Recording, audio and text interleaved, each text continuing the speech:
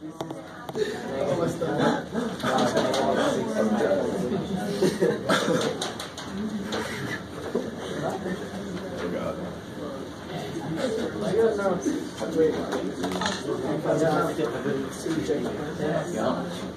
It's a lot of light. No? It's sufficient. You did 22 twice. You divided by 22 twice. Oh, neat. Alright, guys. Try to put tennis away. So, the claim in symbols. Let's call women 1, because they're the first one I see. We'll call men 2, so you might call it a different way. Somebody pointed out it's a two-tailed test. It really doesn't matter which way. In general, it doesn't matter as long as you're consistent throughout the problem. So the claim is going to be that they have the same mean grades, so it'll be U1 equals mu2. And always, the null has to have equal sign, so that's going to be the null. So the H1, the high, is going to be what? Not equal. So it's crazy. The opposite. So the two ways you can have a two-tailed test would be if the claim is it's the same, or the claim is it's different. Then that'll be a two-tailed test. So we got two-tailed. Can we use Z, T, or nothing? Well, Jeff is a little late, but he got it in there. It's normal enough. All right, verbal confirmation. And secondly, what tells me it's T-scores? We don't know any sigmas yet. Sigma 1 and Sigma 2, unknown.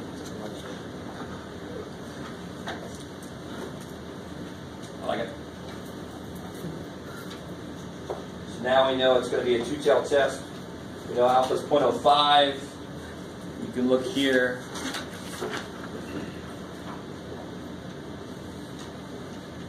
Degrees of freedom is going to be what now? Yeah, it'll be 22 plus 26 minus 2 is 46. Get that detail? Let's get close. What do you guys use? 45. 45. So we're going to use 45 because that's the closest, that's the next thing down from 46. So if you look at this, go to 45, and then I want to use two tails, 0.05. And if you split them in half to be in 0.025 and one tail, then you're still in the same column. So down here to 45, I get 2.014. So what you guys got? Yeah. Somewhere around in here, whatever you guys used. All right. So when the degrees of freedom you're using is not on this chart, you normally go down to the next. Well, you know, on the chart it's up, but the next number down. So you're being more conservative. So 2.014. So it'll be negative 2.014, positive 2.014. And then in words, it'll be if T star is less than negative 2.014 or greater than 2.014, we can reject the null, support the high. Always, always. So if you don't get in there, you fail to do those two things. And now it's just a bunch of plug and chug, and some of you guys realized more directly that you've got to tell the poor little calculator dude what the top is. It has no way of knowing. I sort of don't want it to know, because then who knows what else it can figure out. So let's keep putting those parentheses in for now. So just to show you what it looks like in the calculator, let's see if it'll show up. Put it in the shadow, maybe it's better.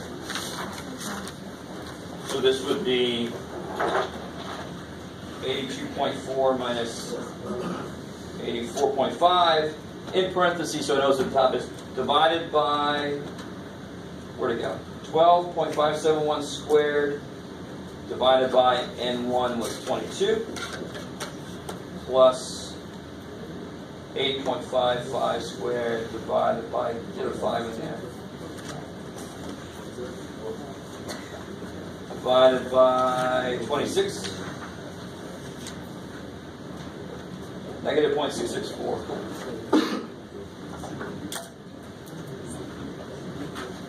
So we make it? No. Real quick, can somebody what does this mean? What is this right there, that 0 in the middle? What is it? I know it's the mean, but in this case, with the two samples, what does it truly represent? That the difference between the samples would be 0, right? There would be no difference between the two samples. And that's why H1 is fighting against that. H1 doesn't have an equal sign. It thinks it's far away from that possibility. And we only got right there. We barely got anywhere away from that. So that could just be random fluctuations. Any sample you pick could come up with a mean a little bit away from the actual mean. So that's not enough evidence to show that there's no difference. So we fail to reject the null. Fail to support the high. And which one's the claim? Yeah, the HO is the claim. So I use that language. Fail becomes we have not found sufficient evidence to reject.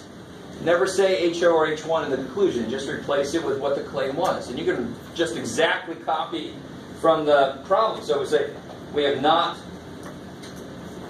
found sufficient evidence to reject the claim that men and women have the same mean grade. Just copy right from the, just tell me in English and physically what's going on. That men and women have the same mean grades.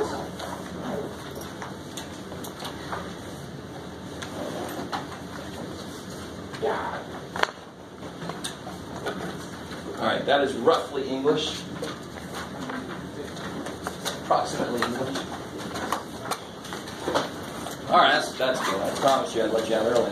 I still stick to my promise. Everybody got a practice test, right? So, Wednesday is review day. You only have to do homework up through section 10.2 for this next test. Can we turn in corrections? Thank you.